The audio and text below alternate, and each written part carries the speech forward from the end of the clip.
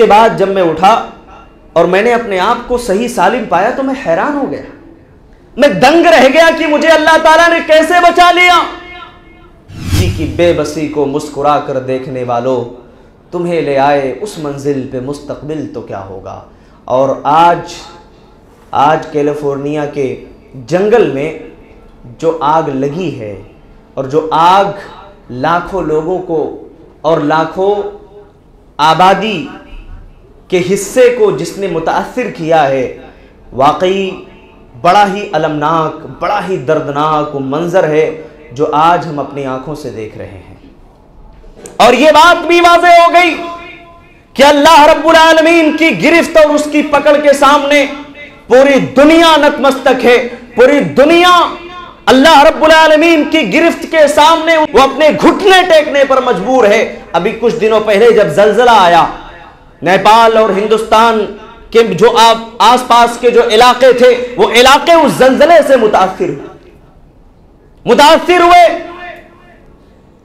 اسی طریقے سے کچھ سالوں پہلے ہم نے دیکھا کہ کاٹھمانڈو کے اندر جب زلزلہ آیا تھا، 2015 کی بات، جب وہ زلزلہ آیا تھا تو پورے پوکھرا کا جو علاقہ تھا وہ علاقہ ویران وادی میں تبدیل ہو گیا۔ تو اللہ تبارک و تعالی جب کسی قوم کو پکڑنے پر آتا ہے تو میرے بھائی اسے کوئی دنیا میں بچانے والا نہیں، اور اگر اللہ تعالیٰ کسی کو بچانے پر آ جائے تو اسے کوئی مارنے والا نہیں ہے۔ جب اللہ کسی کو بچاتا ہے تو پلین بھی کریش ہونے کے بعد بھی وہ بچ جاتا ہے۔ اس کی مثال بھی ہم نے دیکھی ہے۔ ابھی آپ نے دیکھا نا، آذربائیجان کا ایک پلین جو اڑان بھرتا ہے، تھوڑی دیر کے بعد اس کے اندر کچھ خرابی آ جاتی ہے، سارے جتنے پیسنجر تھے سب حیران ہیں، سب رو رہے ہیں، سب پریشان ہیں۔ لیکن اس پلین کے اندر ہم نے اللہ کے ایک ایسے موحد بندے کو بھی دیکھا تھا جس نے اس پلین میں بیٹھے ہوئے اپنے رب کو یاد کیا تھا، جس نے اللہ سے دعا کی تھی، جس نے اللہ کی حمد و ثنا بیان کی تھی۔ اور اللہ رب العالمین کا یہ وعدہ ہے کہ امن یجیب المضطر اذا دعاہ ویکشف السوء، کون ہے تکلیف زدہ انسان جو اپنے رب کو پکارتا ہے، اللہ رب العالمین اس کی تکلیف کو دور فرما دیتا ہے۔ اس نے پکارا تھا، اللہ سے دعا کی تھی، اور کچھ دنوں کے بعد اس آدمی کا بیان بھی آیا کہ جب پلین ادھر ادھر گھومنے لگا تو میں بھی حیران و پریشان ہو گیا، لیکن میری زبان پر اللہ کا ذکر مستقل جاری و ساری تھا۔ کہا تھوڑی دیر کے بعد ایک بیگ ایسا ہوا کہ شانتی چھا گئی ہر طرف، یعنی ایسا لگا کہ کچھ ختم ہو گیا ہے۔ اس کے بعد جب میں اٹھا اور میں نے اپنے آپ کو صحیح سالم پایا تو میں حیران ہو گیا، میں دنگ رہ گیا کہ مجھے اللہ تعالیٰ نے کیسے بچا لیا۔ کہا کہ میرے بازو میں ایک عورت تھی، اس کا پیر کہیں پھنسا ہوا تھا، وہ رو رہی تھی، چیخ رہی تھی۔ میں نے کہا کہ صبر کرو، کوئی بات نہیں، ابھی ایمبولینس والے آئیں گے، انشاءاللہ علاج ہو جائے گا، کوئی تکلیف کی بات نہیں۔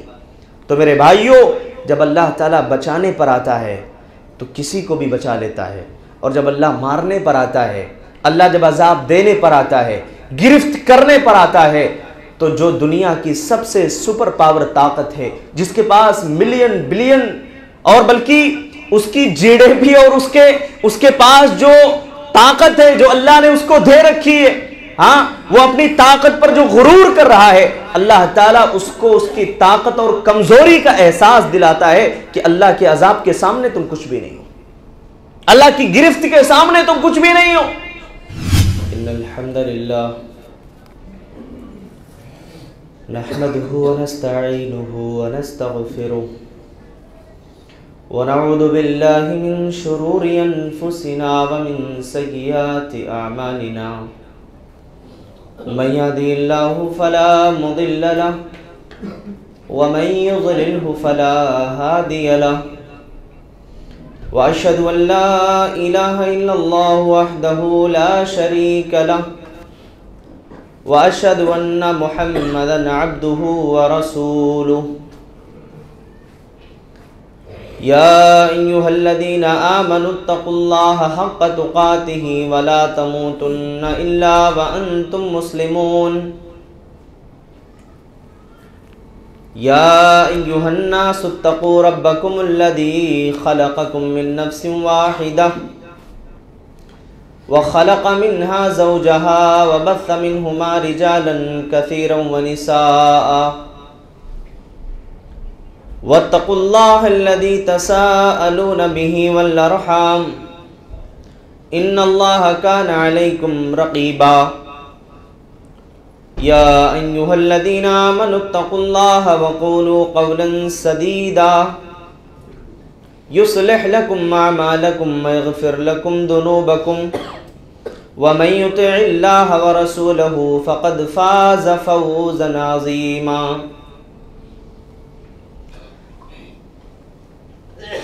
أما بعد فإن خير الحديث كتاب الله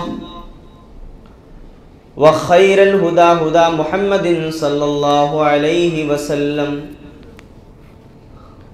وشر الأمور محدثاتها وكل محدثة بدعة وكل بدعة ضلالة وكل ضلالة في النار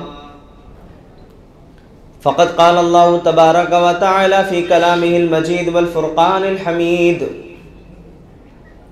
فأعوذ بالله من الشيطان الرجيم من همزه ونفخه ونفثه بسم الله الرحمن الرحيم قاف والقرآن المجيد بل عجبوا أن جاءهم منذر منهم فقال الكافرون هذا شيء عجيب أإذا متنا وكنا ترابا ذلك رجع بعيد قد علمنا ما تنقص الأرض منهم وعندنا كتاب حفيظ بل كذبوا بالحق لما جاءهم فهم في أمر مريج أفلم ينظروا إلى السماء فوقهم كيف بنيناها وزيناها وما لها من فروج والأرض مددناها وألقينا فيها رواسي وأنبتنا فيها من كل زوج بهيج تبصرة وذكرى لكل عبد منيب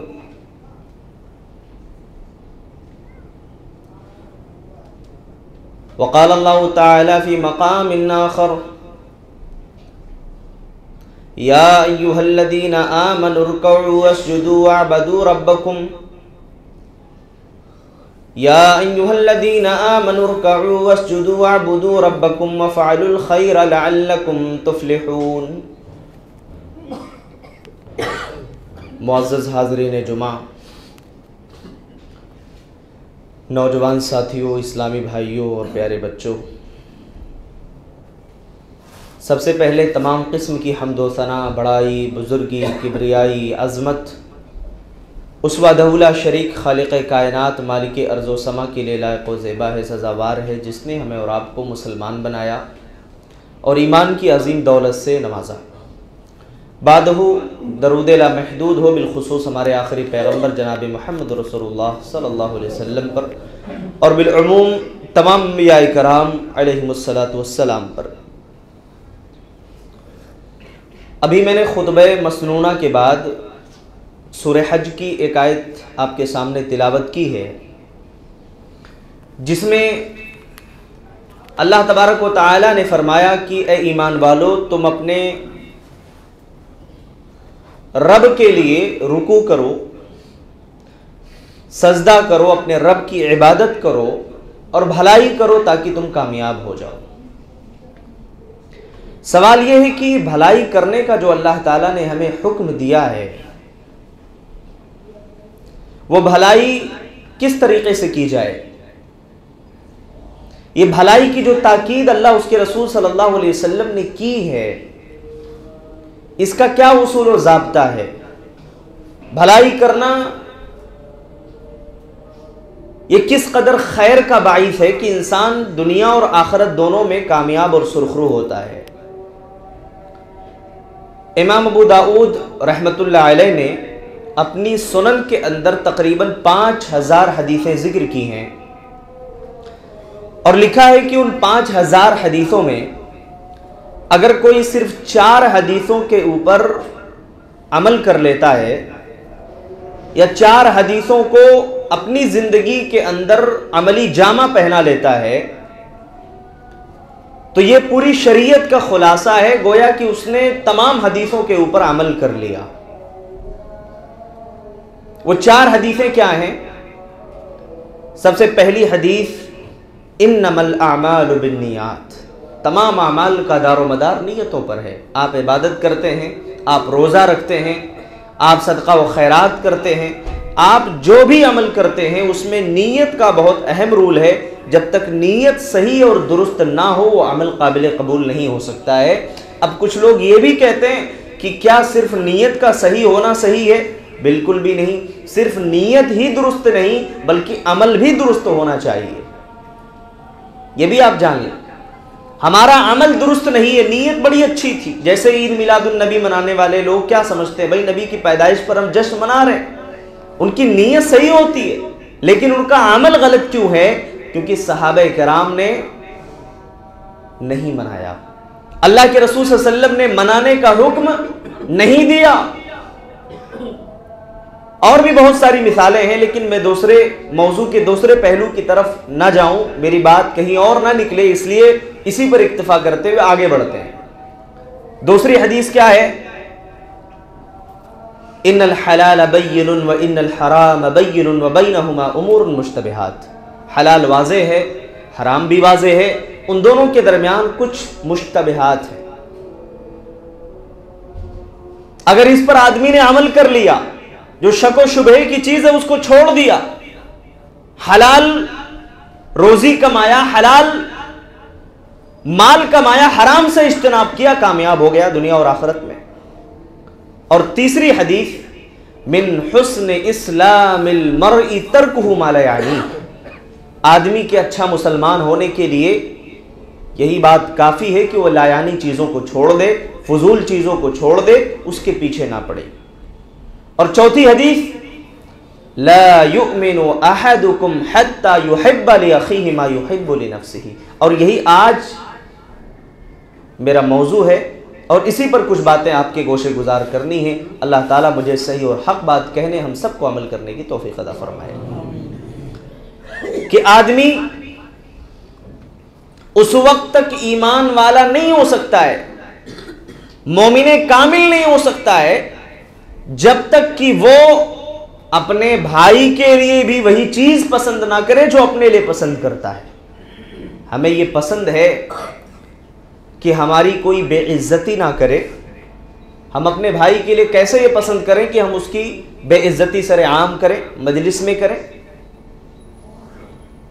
ہمیں یہ پسند ہوتا ہے کہ ہمارا کاروبار اچھا چلے، ہمارا بزنس ترقی کرے،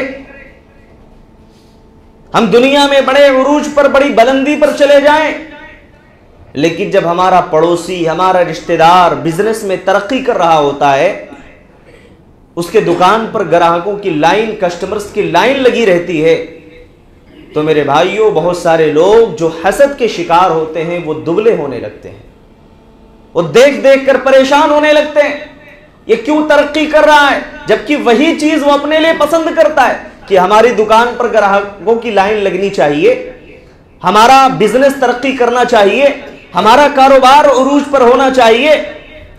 اور معاف کیجئے گا، ہماری عورتوں کے اندر یہ صفت کہ ہمارا داماد اچھا ملنا چاہیے، ہمیں بہو اچھی ملنی چاہیے، اور اگر وہی ہمارے کسی اپنے رشتہ دار کو کوئی اچھا داماد مل جائے، کوئی اچھی بہو مل جائے تو ہمیں جلن ہونے لگتی ہے، ہم حسد کے شکار ہو جاتے ہیں کہ بھئی اس کو تو بڑا اچھا داماد مل گیا، اس کو تو بڑی اچھی بہو مل گئی۔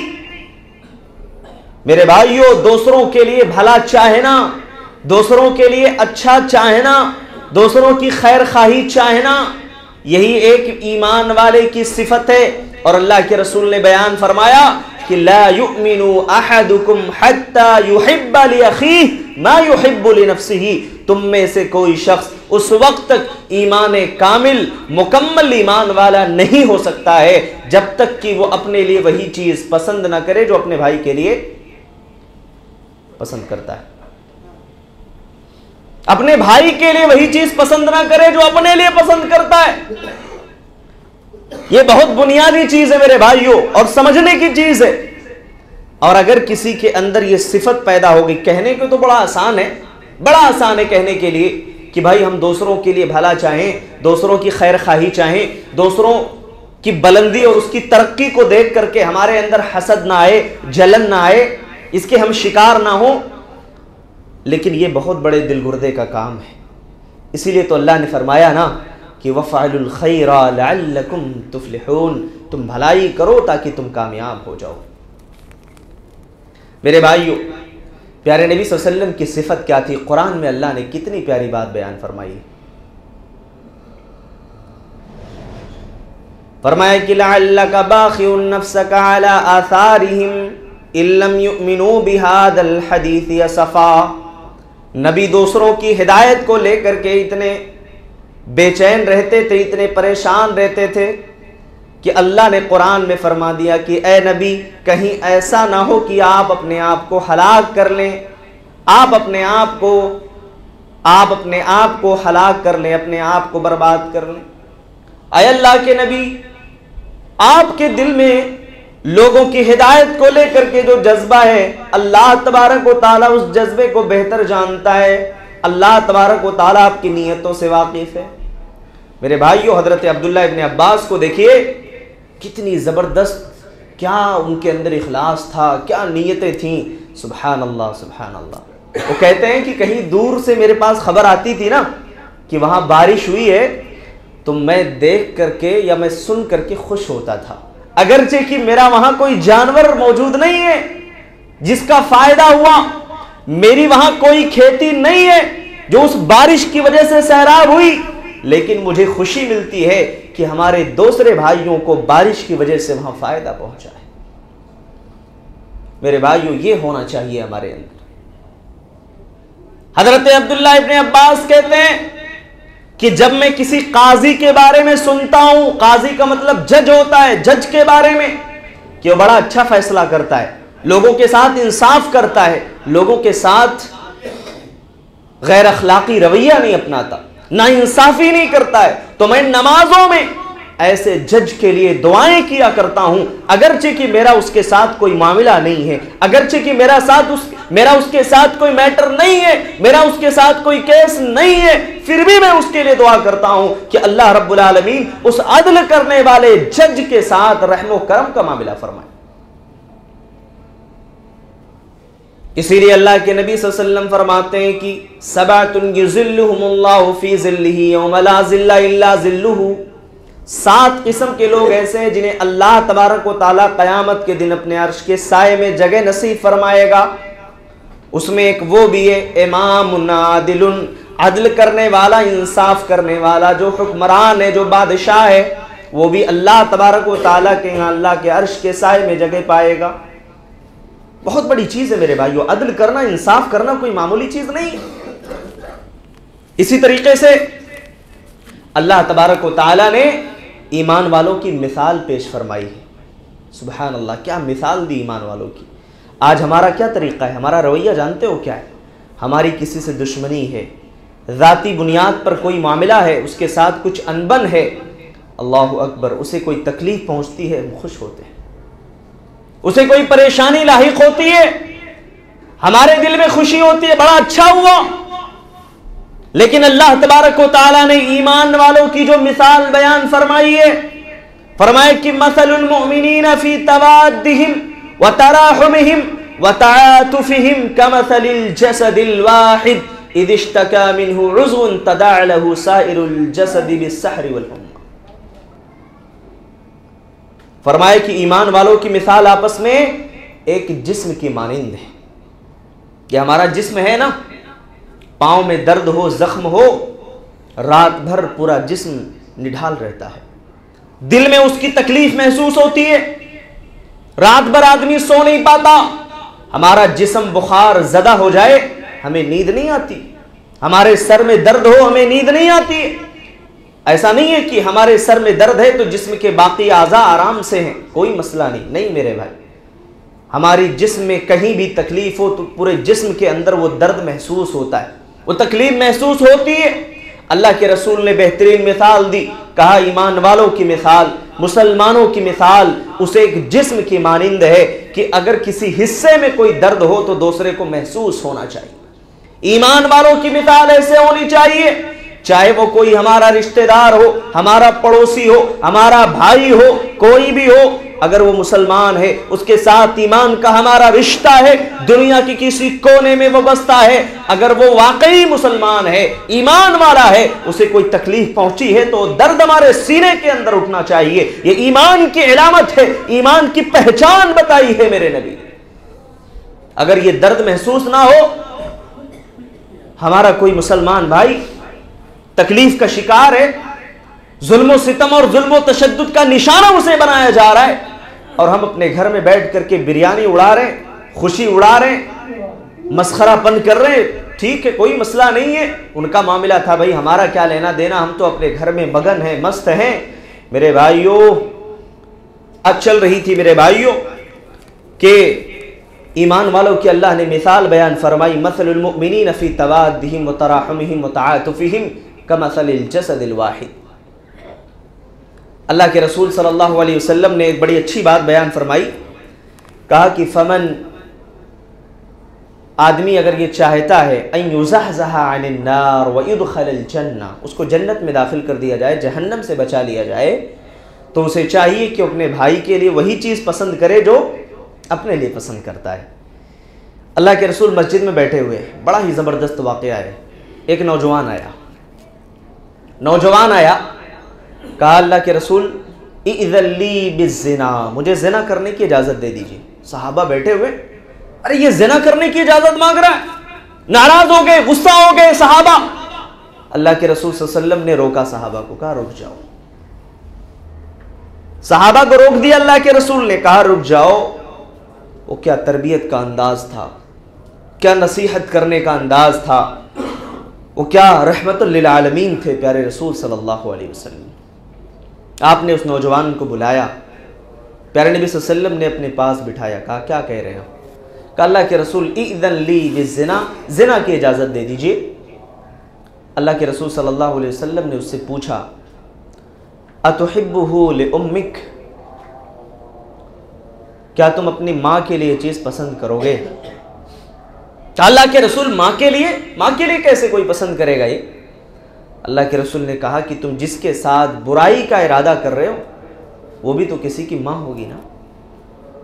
آپ نے بٹھایا، کہا تحبہ لاختک، کیا تم اپنی بہن کے لیے چیز پسند کرو گے؟ نوجوان کہتا نہیں اللہ کے رسول، کوئی اپنی بہن کے لیے بدکاری کرنا، برائی کرنا کیسے گوارا کر سکتا ہے؟ اللہ کے رسول صلی اللہ علیہ وسلم نے کہا کہ تم جس کے ساتھ برائی کا ارادہ کرتے ہو تو کسی کی بہن ہوگی نا۔ اللہ کے رسول صلی اللہ علیہ وسلم نے فرمایا تحبہ لابنتک، کیا تم اپنی بیٹی کے لیے یہ چیز گوارا کرو گے، پسند کرو گے؟ کہا اللہ کے رسول کوئی اپنی بیٹی کے لیے کیسے گوارا کر سکتا ہے؟ اللہ کے رسول نے فرمایا کہ پھر تم جس کے ساتھ برائی کرنا چاہتے ہو وہ بھی تو کسی کی بیٹی ہوگی نا۔ کیا تم اپنی پھوپھی کے لیے چیز پسند کرو گے؟ کہ اللہ کے رسول کیسے کوئی پسند کر سکتا ہے؟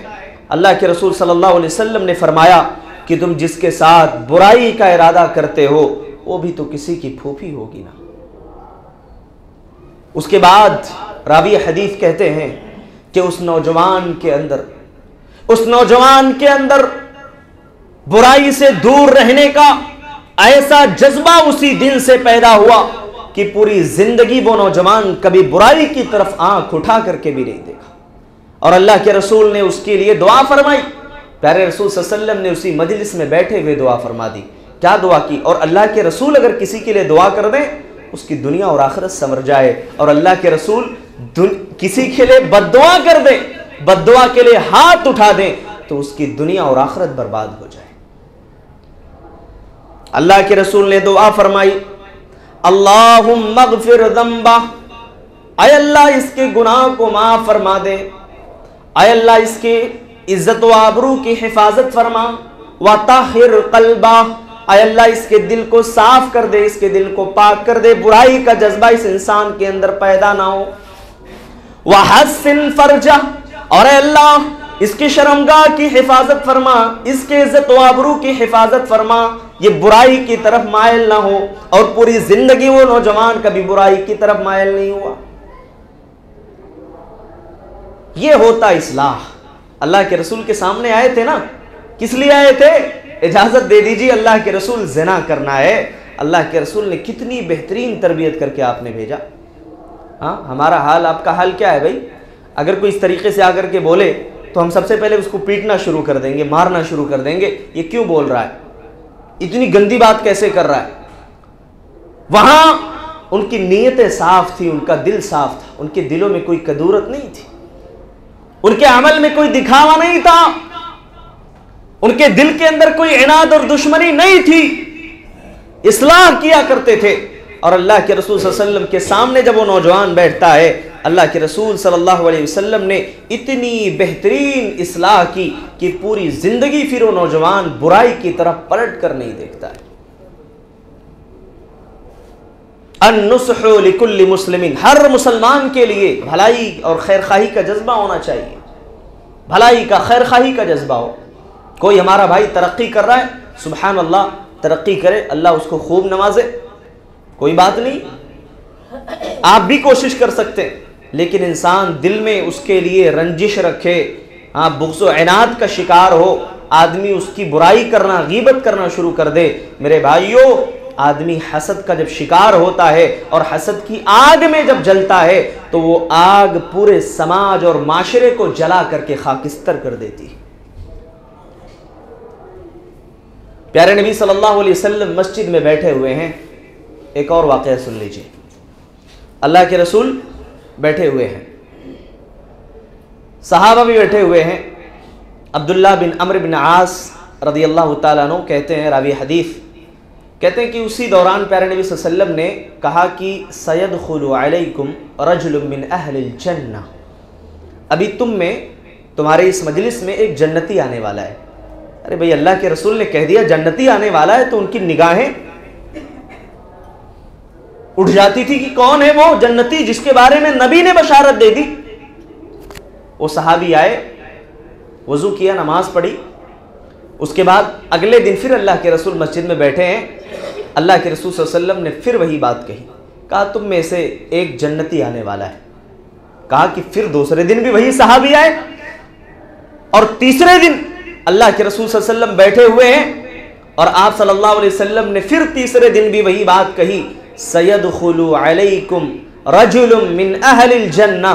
کہا کہ پھر ہم نے دیکھا کہ تیسرے دن بھی وہی صحابی آئے. اب عبداللہ بن عمرو بن عاص جو صحابی ہیں کہتے ہیں کہ میرے اندر یہ جستجو پیدا ہوئی, یہ تجسس پیدا ہوا کہ بھئی آخر معاملہ کیا ہے. اللہ کے رسول صلی اللہ علیہ وسلم نے ان کو جنتی کہا ہے, کون سا ایسا عمل یہ کر رہے ہیں بھئی, کون سا ایسا عمل ہے جس کی بنیاد پر میرے رسول نے جنتی کہا. یہ جاننے کے لیے وہ تیار ہو گئے, ان کے پاس گئے اور کہا کہ ایسا ہے, میرے گھر والوں کے ساتھ میرا کچھ معاملہ ہوا ہے, کچھ دن آپ کے ہاں مہمان رہنا چاہتا ہوں, اجازت دیں گے؟ وہ صحابہ تھے, ان کے گھر بڑے چھوٹے تھے لیکن دل بہت بڑا تھا ان کا. گھر میں کھانے کے لیے کھانا نہیں تھا, فاقہ کرتے تھے, لیکن کبھی مہمان کے اکرام سے پیچھے نہیں ہٹتے تھے, مہمان کی عزت افزائی سے کبھی پیچھے نہیں ہٹے. منع نہیں کیا کہ نہیں ہمارے پاس تو رہنے کے لیے جگہ نہیں ہے, کھانے کے لیے کھانا نہیں. کہا ٹھیک ہے آ جاؤ. گئے صحابی رسول, کہا کہ میں نے 3 راتیں 3 دن ان کے ہاں گزاری. پہلی رات میں نے گزاری تو اسی انتظار میں تھا کہ بھائی رات میں آخر یہ تہجد پڑھتے ہوں گے, ابھی اٹھیں گے نماز پڑھیں گے تہجد کی. کہا کہ عشاء کی نماز پڑھی, سو گئے, پھر فجر کی اذان ہوئی, فجر میں اٹھے. دوسرے دن بھی وہی معاملہ, کہا عشاء کی اذان ہوئی, سو گئے, اس کے بعد پھر فجر کی نماز میں اٹھے, اذان ہوئی. ہاں ایک عمل میں نے دیکھا تھا ان کا, ایک عمل تھا کہ وہ جب بھی نیند سے بیدار ہوتے تھے اللہ کا ذکر کرتے تھے, سبحان اللہ, الحمدللہ, جو بھی اللہ کے ذکر کے الفاظ ہیں وہ کہتے تھے.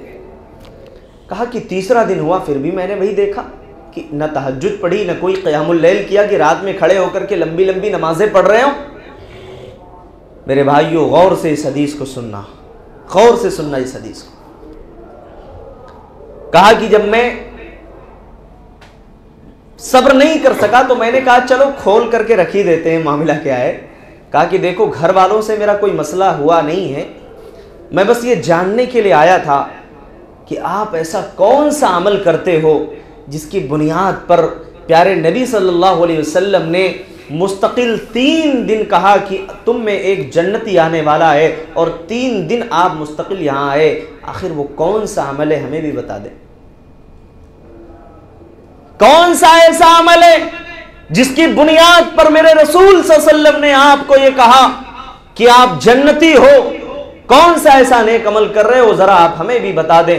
صحابی رسول نے جواب دیا، کہا دیکھو کوئی میں بہت بڑی نیکی تو نہیں کرتا ہوں، میں کوئی لمبی لمبی نمازیں قیام اللیل تو نہیں کر پاتا ہوں، لیکن ہاں ایک چھوٹی سی نیکی ہے کہ لا احمل قلبی غلا للمسلمین، کہا کہ میں اپنے اس دل کے اندر مسلمانوں کے لیے کینہ نہیں پالتا ہوں، مسلمانوں کے لیے بغض و حسد نہیں رکھتا ہوں، میں اپنے اس دل کو صاف رکھتا ہوں، میں اپنے اس دل کو پاک رکھتا ہوں، میرا یہ دل، میرا یہ سینہ آئینے کی مانند ہے، ہر مسلمان کے لیے صاف ہے، ہر مسلمان کے لیے صاف و شفاف ہے، میں کسی سے بغض و حسد نہیں کرتا، اور شاید اسی بنیاد پر اللہ تبارک و تعالیٰ کے ہاں میرا یہ مقام اور مرتبہ ہے۔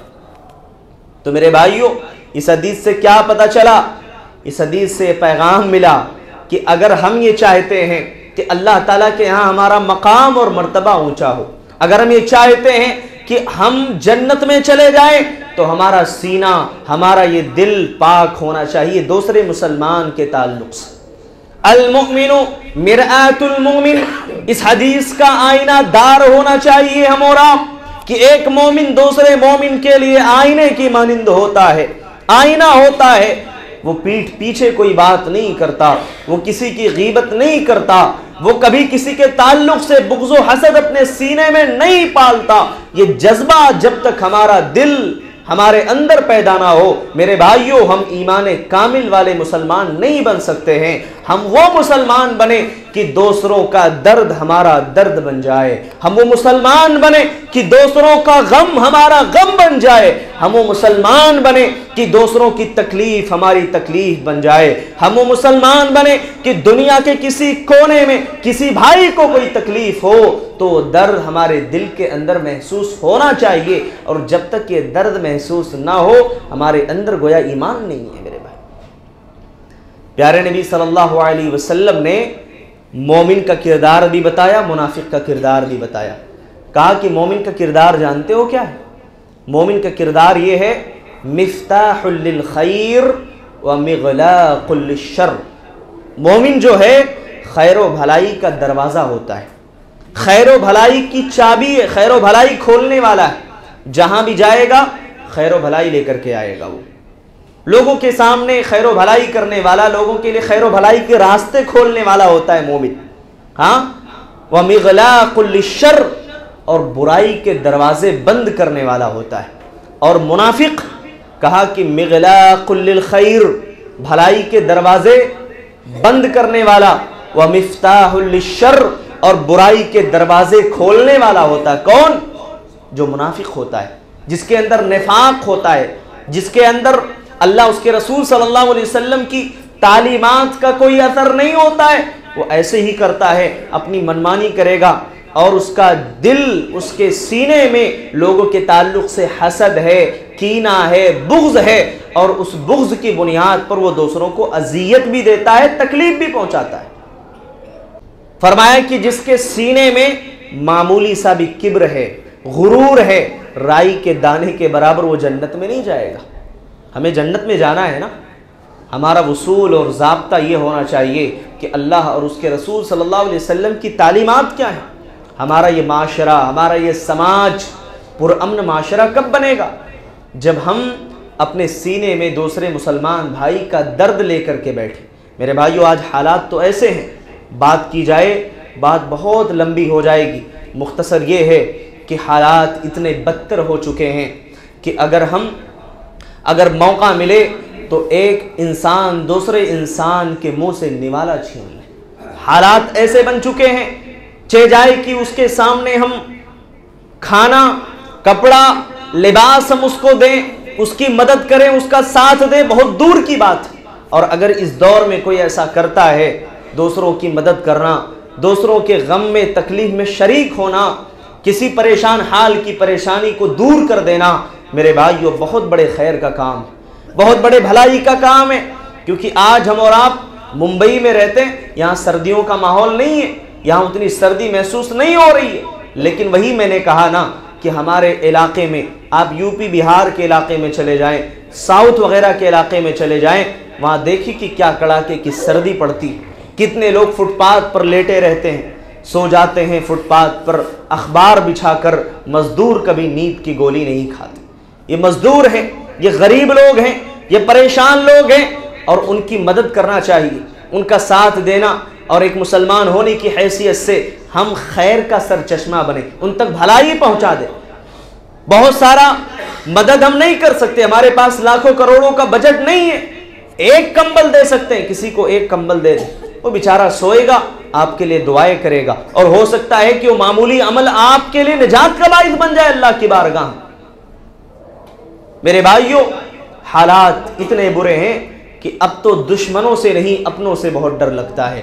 کسی شاعر نے بہت اچھی بات کہی تھی کہ مفلس شہر کو دھنوان سے ڈر لگتا ہے، مفلس شہر کو دھنوان سے ڈر لگتا ہے، پر نہ دھنوان کو رحمان سے ڈر لگتا ہے۔ اور اب کہاں ایثار و اخوت وہ مدینے جیسی، اب کہاں ایثار و اخوت وہ مدینے جیسی، اب تو مسلم کو مسلمان سے ڈر لگتا ہے۔ میرے بھائیوں، اس نفرت بھرے ماحول کو ختم کرنے کی ضرورت ہے، اخوت و بھائی چارے کے ساتھ رہنے کی ضرورت ہے، محبت کا پیغام عام کرنے کی ضرورت ہے، دوسروں کے درد و تکلیف کو اپنا درد اور تکلیف سمجھنے کی ضرورت ہے۔